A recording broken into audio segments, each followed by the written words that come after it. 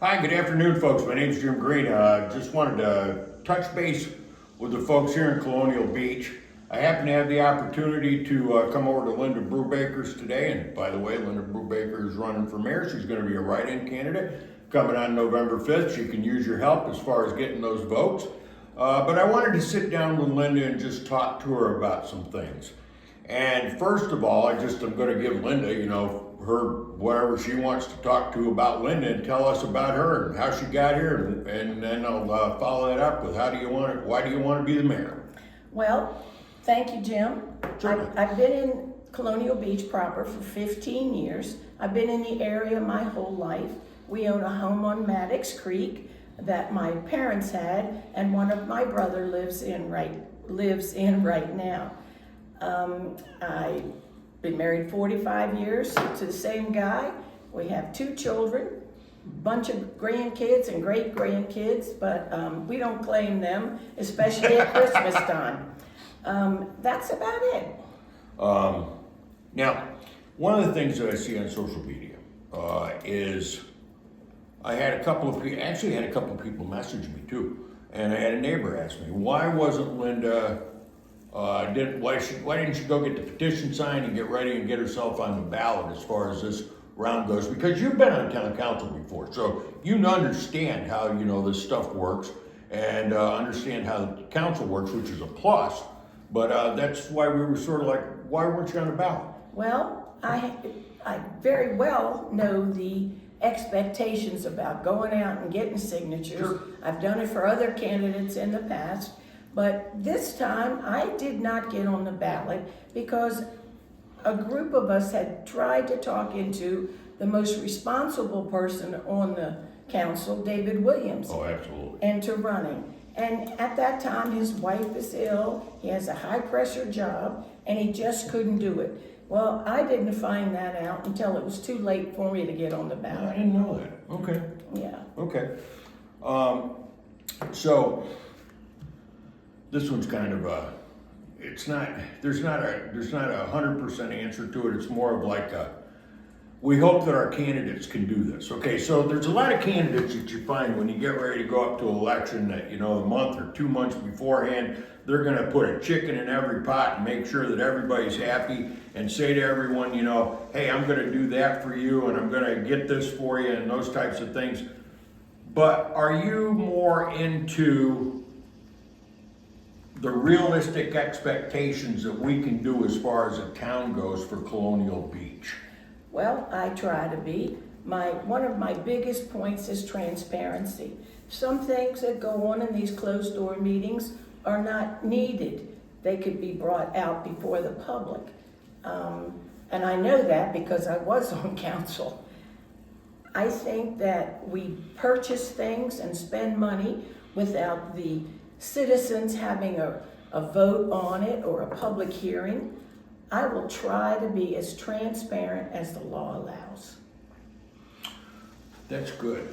And I think the transparency probably really is the answer. And I get that from a lot of people, hey, we didn't know this was happening. Right. The meeting, maybe the meeting was published, but it wasn't published in a lot of places, so people Correct. didn't know it was Correct. happening, stuff like that. And I think that should pretty much get shotgunned out to everybody as far as possible and as wide as possible. Now, we know, okay, our biggest problem, 4th of July, last year, sewage spill, all that type of stuff. My question is, we're looking at, now that we're under the guidance, and I'll just say the word guidance, of DEQ as far as running a plant goes. Yes, sir. The sewer treatment plant's what I'm talking about, folks. And with that guidance, we've got now, and I'm not gonna go into names because that's not important, but we've got a contractor that's basically coming in and helping us out as far as the subject matter experts go on the property and make sure that we don't have those problems again. We did have that one, we had one in November, we all know that happened, but it was reported out and originally it was 1.4 million gallons, turned out to be 300,000 or 400,000 gallons, which is a lot better. So I think that those people are doing a good job. But I took a look at the contract that we're under with them, and it looks like that contract ends before the time that we're done with our required reporting into DEQ. So what would you do about something like that? That's a big concern. That contract expires in 2 years. Okay. So in 2 years, when they walk away, are we gonna fall back on our public works people? I believe, as much as I'm against hiring, I think that we ought to have competent people running the plant and have the qualifications to run it. If you look in the town's PR for public works, it says that everybody shall have these certain levels of training. I don't believe we have that now. So with that, let's talk about that for a second. So can we take the people that we've got now and get them trained, do you think? Because I think that maybe doing that from within is a really good thing as far as the town goes. We take our employees, we make them better, get them some type of engineering certification degree, some type of sewer plant type of certification degree or certificate that says that they know how to do their job and they get the training for it. It helps us out as far as a town, and it helps them out as far as their ability to go on and advance as far as in the town goes, as far as an employee being. You're so right, Jim. And I'm a proponent of hiring, promoting within, if Excellent. you will.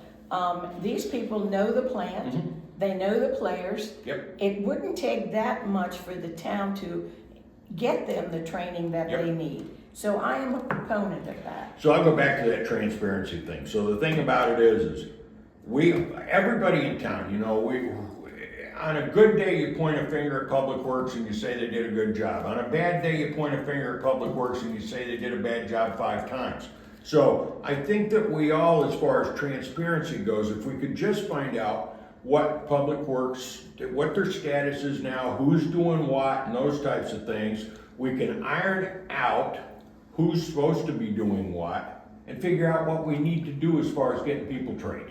Well, I absolutely agree with you, and I have not had the opportunity to tour the storage plant. It is on my list to do week after next, if I'm allowed. Okay. I would hope to have the tour, so I would be better versed in exactly what's going on there. Well, I Who's just doing tell what. the people on the council, why wouldn't you allow somebody that's getting ready to run for mayor here, or is running for mayor here, not to go and look at the sewage treatment plant? That's transparency at its finest.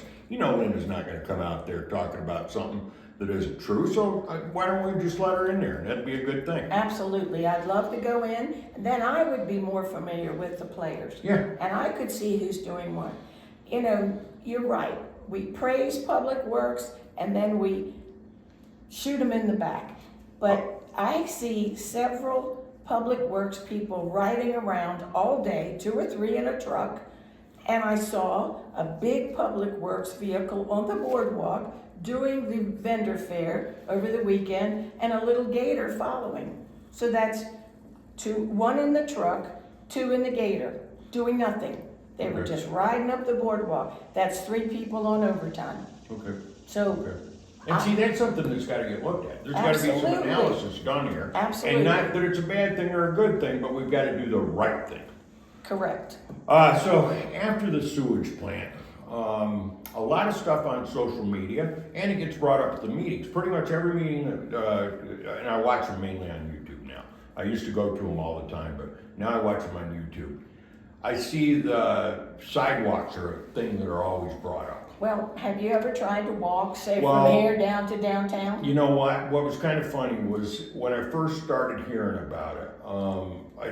I went from up on town, up by where the town offices are at, right there to go down the road to where the ambulance squad's at. Correct. Now, could you imagine? Now, that's right where the center of our town is. Okay. Could you imagine if you were on a wheelchair or something like that, and you had to go down to Washington Avenue from there? Unless you were in the middle of the road, which we know is not a safe thing, I don't think that you can actually traverse that area safely at all. Well, and sidewalks are an issue for everybody, whether you say you walk or you don't. Even the sidewalks going into town hall, they are just like this. So a handicapped person would have a challenge walking into there.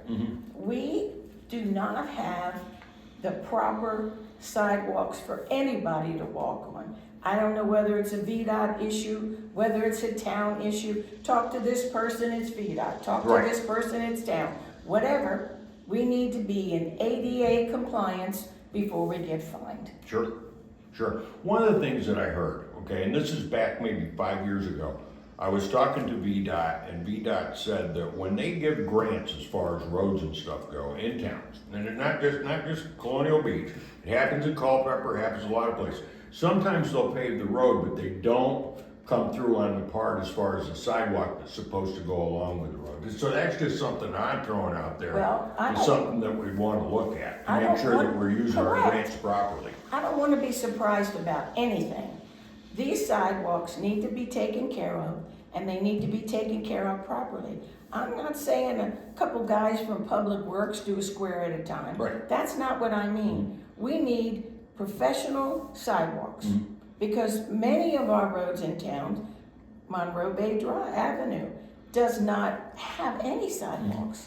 So we need to do a realistic study, as mayor and I will, with a council person who has that job of being the liaison, go around and see what can be done realistically. I don't want to pay a fine. I don't want to pay a sewer fine. Sure. I don't want to pay a sidewalk fine. As far as I know, we don't have anybody right now monitoring our grant process. Okay. We don't have anybody monitoring the grants we have, whether they're from 2007 or 2023. That's what gets us in trouble. Okay, okay, that makes sense. That's a good thing. So we need to get a look at that. The other thing about the sidewalks is it's right there on the north side of the river road. Up there, that's something to look at. I know that takes a lot, there's a lot there. We don't have to go into that now. But I want the people up in the north side of the riverboat to know that I've talked to Linda about this before, and that's something that she wants to look at.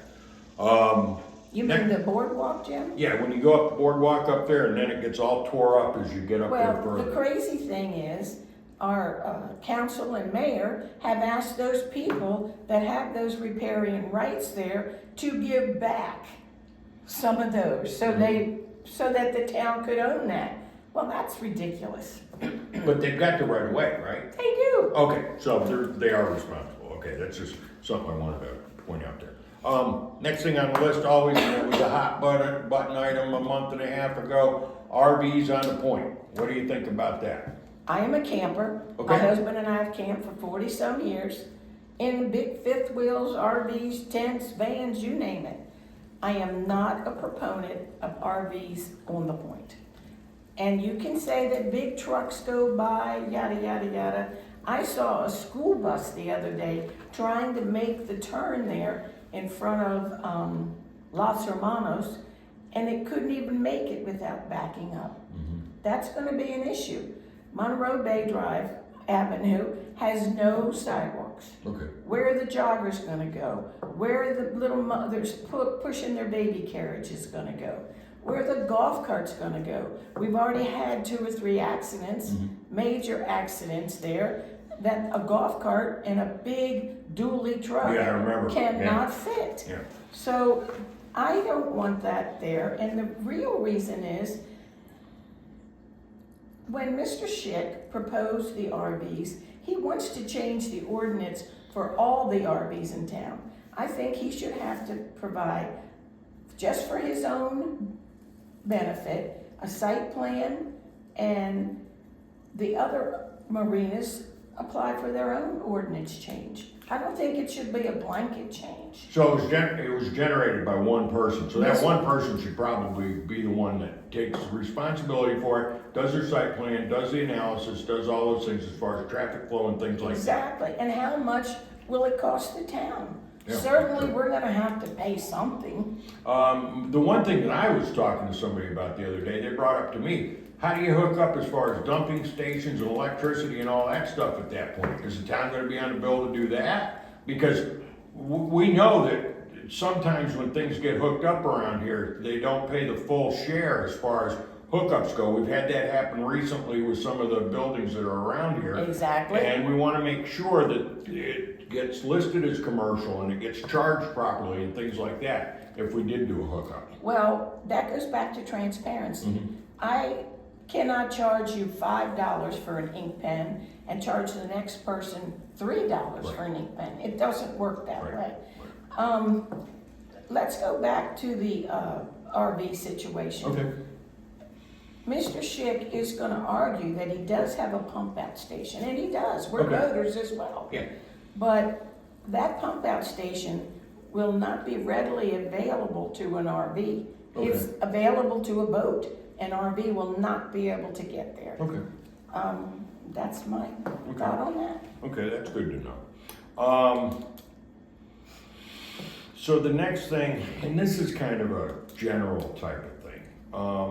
One of the things that I've seen here in the last 5 or 6 years is we're just sticking houses everywhere and we don't have a rhyme or reason for it. And I think that that comes under the phrase of subtitle of responsible growth. Exactly. And what do you think about those types of things, especially since we had one builder that recently wanted to go with little houses on little properties? What do you think about that? Well, I think responsible growth is the ticket. I do not think we should build these little shotgun houses on these 2,500 square foot lots. Okay. There's not enough room there. There's not enough room between you and the next house. You can look out your bedroom window and see what they're doing in the living room. I'm not for that. But responsible growth, Yeah. where everyone is charged equitably, absolutely. I'm for Okay, it. that's good. That's good to know, because there were a lot of people that were just. I mean, there's certain things that the town will get its ire up about, but that thing with the little houses on the little properties, that was one of the things that everybody was pretty involved with. And kind of into the use as far as homes and property and stuff like that goes. We've got a lot of stuff in town that's under rental as far as short-term rentals go. And I'm just wondering what you think about that, as far as the long-range picture goes for Colonial Beach. I'm not against short-term rentals, although I think there needs to be better parking for the short-term rentals. Okay. And I think they need to be licensed and make sure the proper taxes are being paid. Okay. The town will have a list of the short-term rentals that are paying. We have enough volunteers, smart people in this town, smarter than myself, that would be willing to ride around and make a list of the short-term rentals.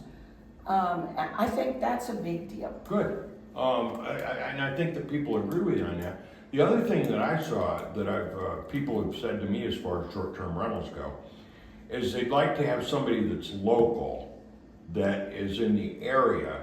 Like, not that short-term rentals get rowdy all the time. I'm not trying to say, long-term rentals get rowdy. Right. People that own houses get rowdy. But if you have a short-term rental that is, say they do get rowdy on a weekend, there's a number that you can pick up the phone, or the police department or somebody in town, in a town official capacity, can pick up the phone and go, hey, listen, these guys are just, going wild down there. You might want to know about it. And I think that might be something that we think about in the long term. Absolutely. As far as, here's your license, who's our contact person that we can get in touch with? We're a family of first responders, so I listen to the police and fire scanner 24/7. It's right by my ear. How many times have I heard them going to, say, Walgreens for an alarm, and the police will go up to the door and say, how do we get in touch with the key holder? Yeah. It happens. Absolutely. It happens all the time. Yeah. So same with short-term rentals. We need a number to call. Not that they have to be close by, but we need to be able to contact them. Absolutely. Okay, that's good. Now, Linda, this one's probably gonna be the hardest one to answer that I've asked you all day. Fiscal responsibility and wasteful spending. I don't know if there's an answer to it, but I'm just throwing those two phrases out there to you, and just to sort of catch what you might be thinking about it as you're preparing yourself to possibly take office in January as far as the next mayor goes for the town of Colonial Beach? I believe we have a lot of wasteful spending. I am not versed enough to see if the police need new cruisers or we need a new trash truck. I'm working on that. But the best example of wasteful spending that I can give you is the Blue Beach Gate Motel. Okay. Although it I was, thought they're gonna use that for their new town building or something. well, they paid full price, $550,000. It was offered to a friend of mine that I know for $230,000. So they paid full price because they didn't want blight in the town. Well, and now they're gonna talk about building a new town hall. I'm not convinced we need a new town hall. Okay. I don't think we do. Good. They're operating perfectly well where they are. Now that building has to have the asbestos remediated, Ooh, that's expensive. very expensive. Okay. And they put a bid out, but did they put the bid out to someone that is capable of taking this asbestos and disposing of it in the proper way? I mean, when you abate. Oh, yeah, you can't take You gotta asbestos be and in a just throw it right- throw it out in some field, No. 5 miles out of town. Absolutely not. Yeah. You have to be in the proper clothing and, In my day job, one of the things that was a big deal was we'd run into mold or we'd run into asbestos. Normally the deal would fall apart because the amount of money that it cost to actually make sure that stuff is put in a place that's safe and isn't gonna hurt people in the long run. well, supposedly the permit is coming through any day for them to begin abatement. Okay. I just wanna make sure that we're being responsible in our spending and not wasteful. Good, okay, that's good to know. I know why I wanna vote for you, okay, number one, I've known you well. Number two, I know about your experience being on the council before. Number three, I know you're a good, decent, honest person, but can you tell those people out there, give them your elevator pitch about, I'm Linda Brubaker, I'm a write-in for mayor, why should you vote for me and not somebody else? Vote for me because I pride myself on these 4 things: common sense, transparency, integrity, and experience. Folks, that sounds pretty good to me.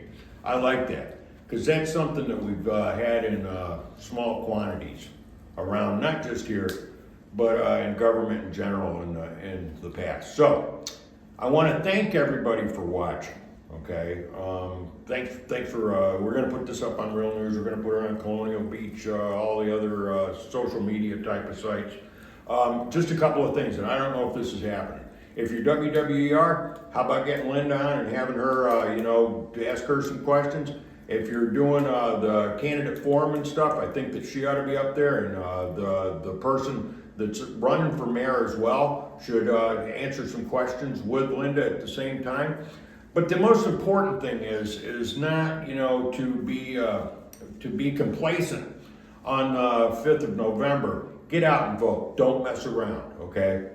Tell your neighbors to get out and vote. Help them get out and vote. 5 people in a car. Let's get out and vote, get down to the school and get it done on election day, or go down to Montrose and go ahead and early vote down there. And the last thing that I've got to say is go Drifters, football season coming. We're going to have a good time. Thanks for listening to us and have a great day. Thank you, Jim.